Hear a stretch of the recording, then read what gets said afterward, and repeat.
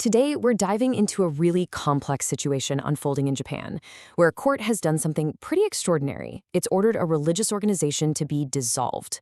This one decision has kicked off a huge international firestorm, and it makes you ask a pretty fundamental question. Where do we draw the line between a government's authority and a person's freedom to believe? And this, right here, this is the big question at the heart of it all. It seems simple enough, but how a country answers this question, well, it says a lot about its commitment to democratic principles, not just for its own people, but for the rest of the world watching. Okay, so to really get what's going on, we have to start with the event itself. We need to look at what the Japanese government actually did, an action that our sources are calling totally unprecedented in modern Japan. Now, this was not some snap judgment. This order came after a super intense government inquiry. I mean, just imagine this. 7 separate rounds of questioning with over 500 different items they had to answer, digging into every little thing about the organization, their money, how they're run, their activities, you name it. And the end result was this historic order to dissolve, which, as you can imagine, set the stage for a major conflict. And a story like this, it was never going to stay just a local issue. This legal battle went global and fast, sparking some really sharp criticism from human rights advocates all over the world. So who's weighing in? Well, a big player here is the IRFBA. That's the International Religious Freedom or Belief Alliance. The easiest way to think of it is like a global club for democracies. You've got 38 countries led by the US, and they're all committed to protecting religious freedom as a fundamental right. And here's where it gets really telling. Japan? They're not actually a full member of this club. They just have this temporary friend status. And the sources we're looking at highlight this as a pretty big deal.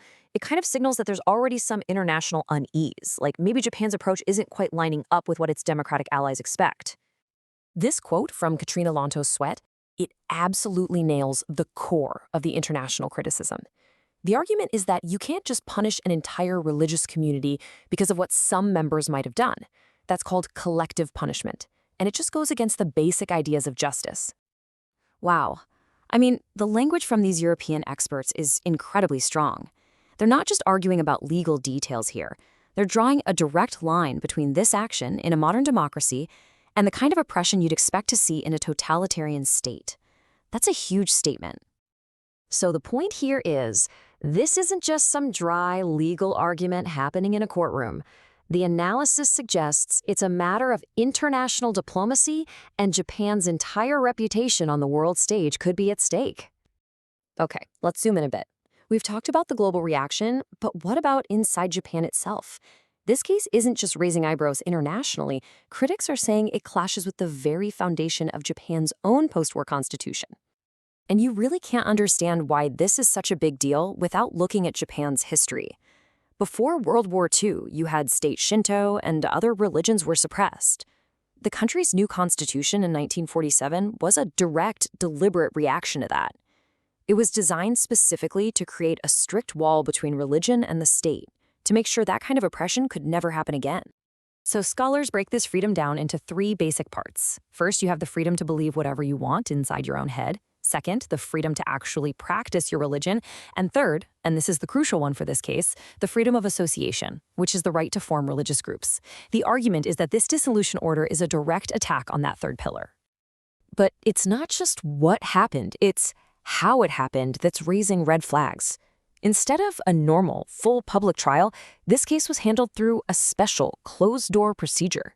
That means no public hearings, no cross-examining witnesses, all these basic safeguards that critics say are absolutely essential for a fair hearing under both Japanese and international law. All right, so a huge part of the government's case is about helping alleged victims, right? It makes sense. But here's where the story takes a really unexpected turn. What if dissolving the entire organization isn't actually the best way to help them? This is a key question. I think the common assumption is, well, of course it is. That's how they get justice. But the analysis we're looking at really pushes back on that idea and presents a whole other side to the story. First, let's just talk numbers. Even before this court order, the organization itself had started a massive compensation program. We're talking over 10 billion yen that they've reportedly paid or agreed to pay out. And we're not just talking about a few small refunds here and there. This includes large-scale settlements, legally mediated, involving hundreds of people at a time. In fact, look at this. Just 3 of those settlements alone added up to nearly 3.5 billion yen. This shows there's a pretty substantial compensation effort already in motion, happening completely separate from the government's dissolution case. So this slide really breaks it down for us. You've got 2 very different paths. On one side, you have dissolution. It's complicated, it could take forever, and it's handled by a liquidator. On the other side, you have the organization's own compensation committee, which is run by independent outside lawyers.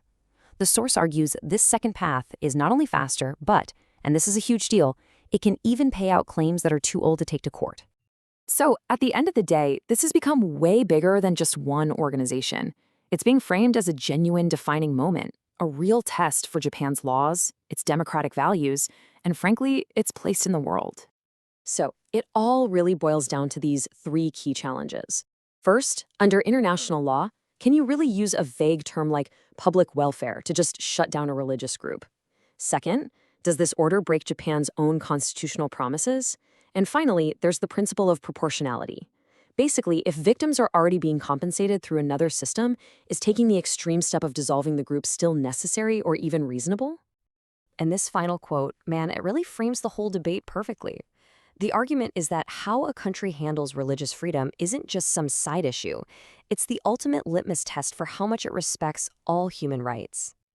The case is now moving up to the Tokyo High Court for a final judgment.